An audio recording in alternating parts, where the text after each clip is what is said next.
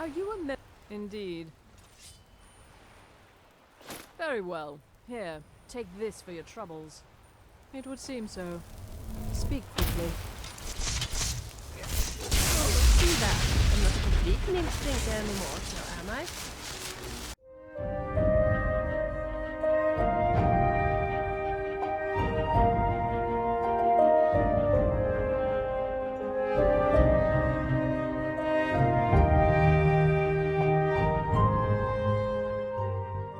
Something I was not expecting in my Skyrim Requiem playthrough was extra Anniversary Edition content.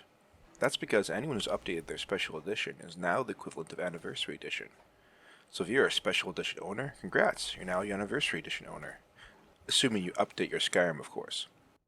This particular Creation Club content includes odd bandits that are wearing the same equipment that the Golden Saints and Dark Seducers do from the Realm of Madness.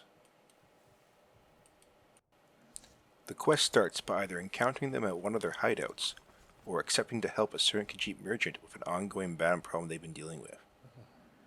I honestly thought I was doing some run-of-the-mill bandit quests, maybe eliminate some Forsworn or something like that. And these guys have this weird loot that I swear was some kind of cheap Saint Seiya knockoff, with a lore reappropriation to Golden Saints, because I only played Morrowind and never finished Oblivion. Oh, and this weird-looking ant centaur that's reminiscent of the Four Minions in Dungeons & Dragons, which, yes, I'm sure is not only something legit in lore somewhere, but probably some Morrowind creature, you know, because that place is nothing but freaks like Australia or something. You know, the land down under, Dunmer, Drow. Anyways, this is literally Creation Club content, so how could I take this seriously? Well, I might as well finish what I started and see where it goes. Requiem version 6 is very aware of this content, so I would at least like to believe that it's somewhat been modified to fit the rest of the mod. After acquiring a journal or two, you get a sense that these two groups of bandits are rivals, just like in Saint Seiya, I mean the Shivering Isles. You eventually find out about a mysterious mage who's been collecting from their spoils while providing them with armaments and summons. Now, up until this point, there's no actual sewers to Solitude. If you try and find the sewers of Solitude, you'll be walking in circles, finding a place that never existed in the original Skyrim. I know because I walked in several circles after a few journals, and it told me, oh look, the lair's underneath Solitude somewhere. No, we gotta wipe out all the daedra knockoff bandit hideouts on both sides, acquiring all the notes and journals, and the sewers becomes accessible.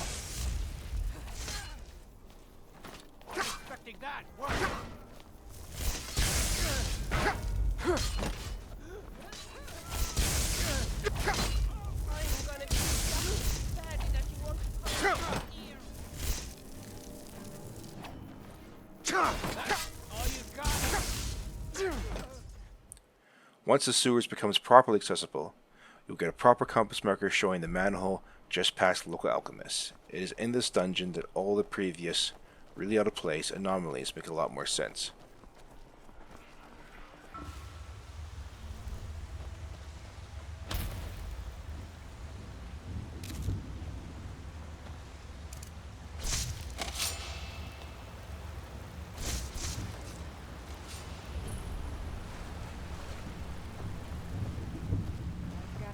Strange.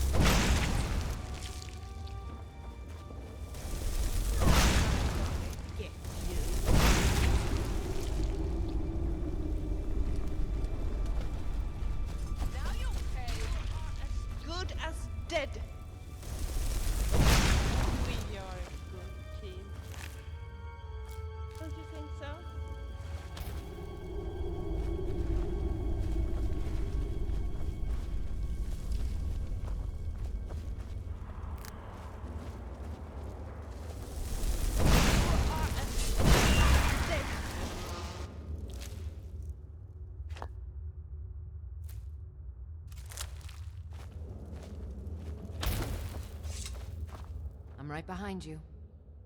Let's get going then. Yes? Of course. So, where are we going now?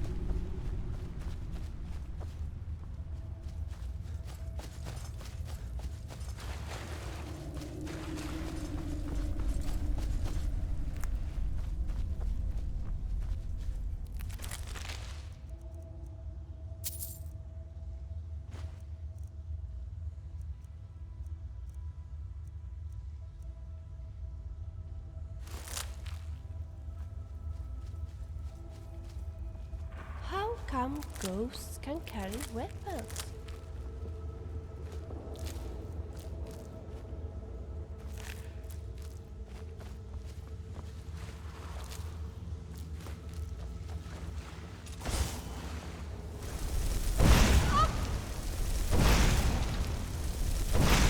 Another one down.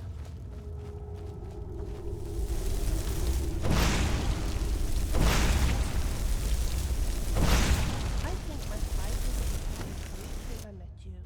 Don't you think so too?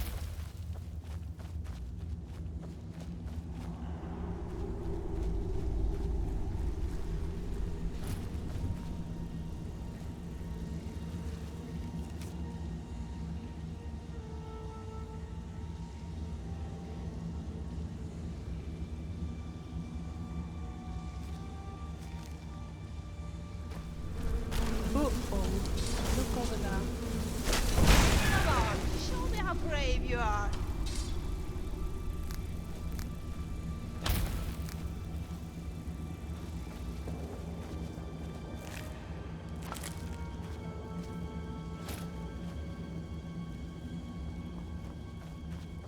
Strange.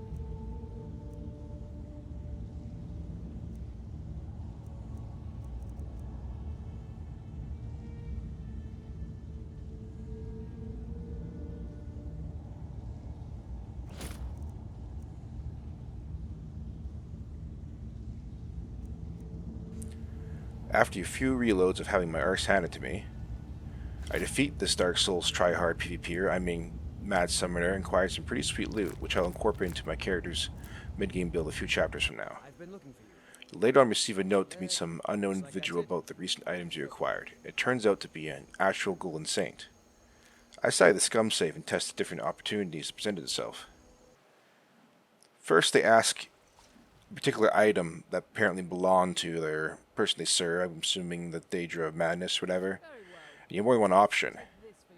The one I trade, I believe, was used for crafting, and since I had no intention of crafting, that's what I gave them. I later on learned that it could also be used for an improved version of an Atronach Ford recipe, and probably should have traded the greatsword that I was never going to use. It was a pretty sweet greatsword though. As your reward, they give you a decently enchanted gold saint helmet. If you kill them, their body and loot disappear into oblivion like slaying any summon. If you trap their soul, you get a grand soul just like in the previous games. If you're quick enough, you can make a trade with them and attack them so that you can acquire their soul. I've been considering to end this playthrough early and start a VR Skyrim experience. If you have any opinion or questions, please comment below.